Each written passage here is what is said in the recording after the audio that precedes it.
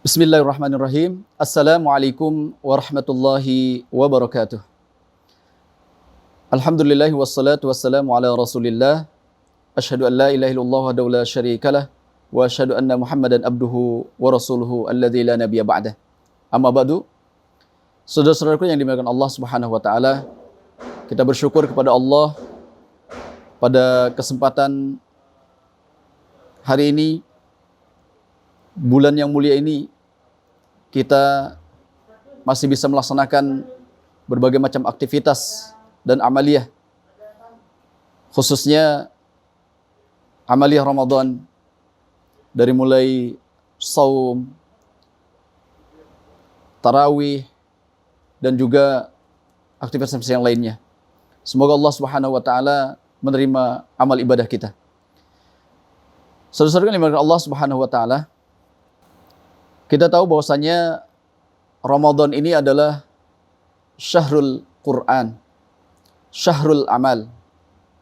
Sehingga dengan ini kaum muslimin di seluruh dunia berlomba-lomba, berlepas tabikul khairat dalam melakukan berbagai macam amalan-amalan salih. Dan juga pada saat ini kaum muslimin banyak yang mampu menghatamkan Al-Quran beberapa kali dalam satu bulan.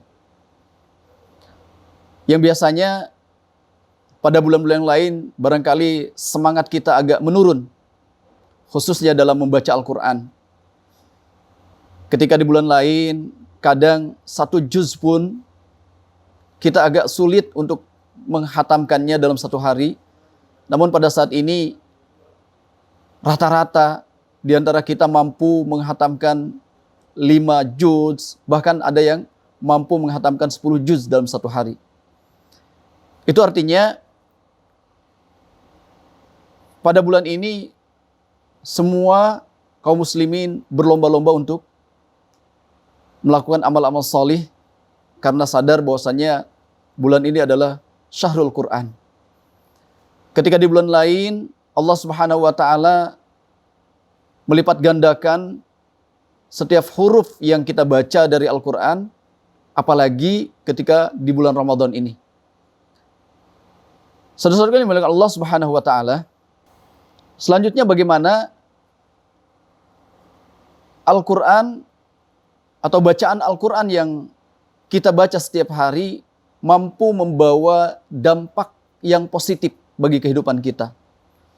Sebagaimana dampak positif Al-Quran yang dirasakan oleh Rasulullah SAW dan para sahabatnya, di mana Al-Quran mampu menjadikan Jazirah Arab, mampu menjadikan bangsa Quraisy yang terkenal dengan jahiliyahnya pada saat itu menjadi suri tauladan dan bangkit dari kejahilian menjadi orang-orang yang berilmu. Itu adalah berkat dari Al-Quran. Hal itu pula yang mestinya kita dapatkan saat ini ketika kaum muslimin semuanya mampu membaca Al-Quran, namun bagaimana Al-Quran ini mampu membawa dampak yang positif bagi kehidupan kita.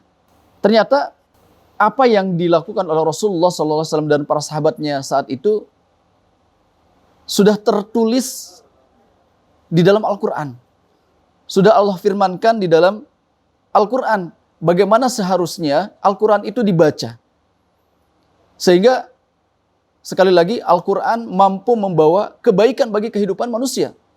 Oleh karena itu pada kesempatan ini mari kita sama-sama fahami ayat Allah Subhanahu wa taala sebagai petunjuk bagi kita bagaimana seorang muslim dalam membaca atau bertilawah Al-Quran. Di dalam surat Al-Baqarah ayat 121 Allah Subhanahu wa taala berfirman, A'udzubillahi minasyaitonirrajim. Alladzina atainahumul kitaba yatlunahu haqqa tilawatih. Ulaika yu'minuna bihi wa may yakfur bihi faulaika humul khasirun. Allah katakan alladzina atainahumul kitab. yaitu orang-orang yang diturunkan kepada mereka kitab, yatlunahu haqqa tilawatih. Mereka membacanya dengan sebenar-benarnya membaca. Ulaika yu'minuna bihi. Merekalah orang-orang yang beriman kepada Al-Quran. Wa may yakfur bihi faulaika humul khasirun. Dan barang siapa yang kufur, barang siapa yang ingkar kepada Al-Quran, ulaika humul khasirun, mereka lah orang-orang yang rugi. Saudara-saudara yang dimuliakan Allah Subhanahu wa taala, yang akan saya garis bawahi di sini adalah yatlunahu haqqa tilawati. Inilah yang menjadi dasar, menjadi acuan Rasulullah SAW dan para sahabatnya di dalam membaca Al-Quran. Di mana mereka membaca Al-Quran itu dengan yatlunahu haqqa tilawati. Membaca dengan sebenar-benarnya membaca. Apa yang dimaksud dengan yatlunahu haqqa tilawati? Saya mengutip dari tulisannya Ustadz Abdul Aziz Abdul Ra'uf Al-Hafidh. Beliau menjelaskan bahwasanya yang dimaksud dengan yatlunahu haqqa tilawati adalah membaca Al-Quran dengan melibatkan 3 unsur dalam diri kita. Apa 3 unsur dalam diri kita yang harus dilibatkan ketika kita membaca Al-Quran? Yang pertama adalah al-lisan. Lisan. Bagaimana cara melibatkan lisan? Yaitu dengan at-tahsin, wat-tajwid, juga istiqamah. Ketika kita membaca Al-Quran, maka tahsin dan tajwidnya harus betul-betul kita perhatikan. Karena Al-Quran ini bukan bacaan seperti bacaan-bacaan biasa. Bukan seperti majalah atau koran, ataupun yang lain yang tidak punya aturan bagaimana cara membacanya. Namun Al-Quran ini adalah bacaan yang memerlukan ilmu-ilmu tertentu yang harus kita pelajari. Baik itu dari sisi tahsinnya maupun tajwidnya. Makharijul hurufnya harus benar. Sehingga ini adalah salah satu unsur yang akan membawa dampak yang positif bagi kehidupan. Bagaimana Al-Quran mampu membawa dampak yang baik, sementara ketika membacanya saja, kita tidak memperhatikannya. Tajwidnya kita tidak perhatikan. Apalagi makharijul hurufnya. Sehingga dengan kita perhatikan tahsin dan tajwidnya, maka kita akan bisa lebih istiqomah di dalam membacanya. Orang-orang yang mampu membaca Al-Quran berjam-jam, berlama-lama dengan Al-Quran, karena salah satunya adalah dia cara membaca Al-Qurannya bagus. Kenapa banyak di antara kita malas untuk membaca Al-Quran? Karena salah satu faktornya adalah kurang baiknya kita di dalam memperhatikan tahsin, tajwid, ataupun makharijul hurufnya. Oleh karena itu, hal ini harus yang pertama kali kita libatkan di dalam diri kita, yaitu al-lisan. Yang keduanya, unsur yang kedua yang harus kita libatkan di dalam membaca Al-Quran, unsur yang kedua yang harus kita libatkan ketika kita membaca Al-Quran adalah al-aqal, yaitu dengan kita mengamalkan Al-Quran, dengan kita mengamalkannya. Karena dengan mengamalkan Al-Quran, sesungguhnya kita melibatkan akal kita. Sehingga inilah yang akan membawa dampak yang baik.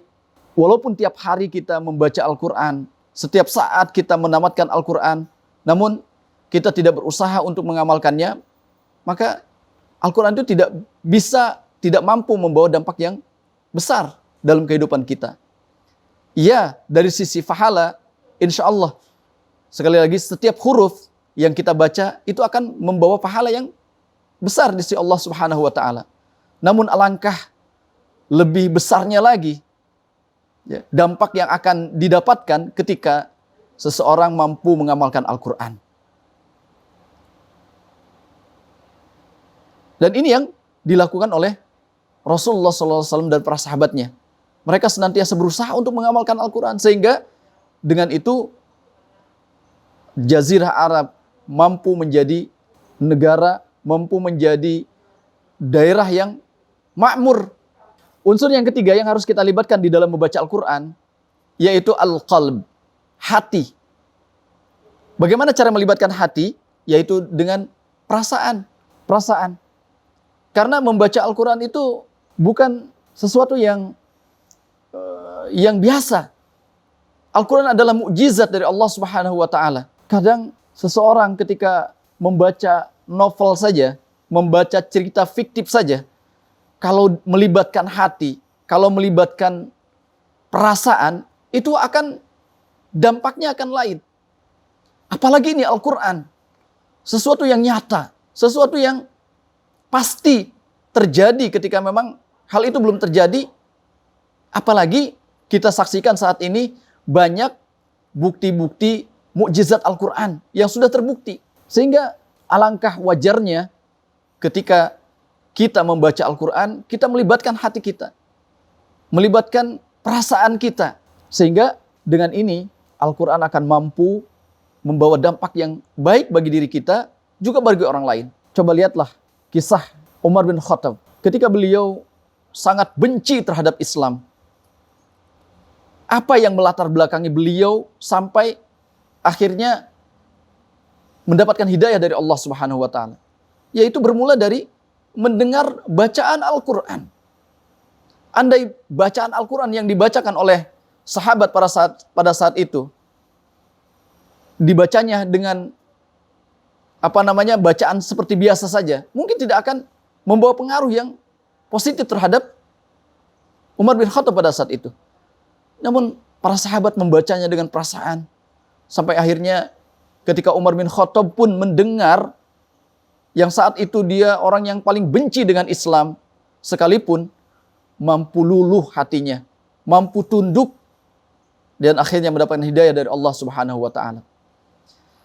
Sesuatu yang dimiliki Allah Subhanahu wa taala, maka dengan 3 unsur yang kita libatkan di dalam membaca Al-Quran, itulah yang dimaksud oleh Allah Subhanahu wa taala sebagai haqqa tilawati. Bacaan yang benar-benar membacanya, yang insya Allah akan membawa dampak yang baik, akan membawa dampak yang positif bagi kehidupan manusia. Demikian, mari kita jadikan momentum yang baik, momentum yang pas untuk kita kembali kepada Al-Quran. Bagaimana cara membaca Al-Quran yang mampu menghantarkan kepada kebaikan, mampu membawa dampak yang positif bagi kehidupan manusia, yaitu dengan melibatkan lisan kita, akal kita, dan juga hati kita. Semoga kita semua termasuk orang-orang yang diberikan istiqomah oleh Allah Subhanahu wa taala dan mampu membaca Al-Quran dengan 3 unsur tersebut. Wallahu a'lam bishawab. Akhirul kalam. Wassalamualaikum warahmatullahi wabarakatuh.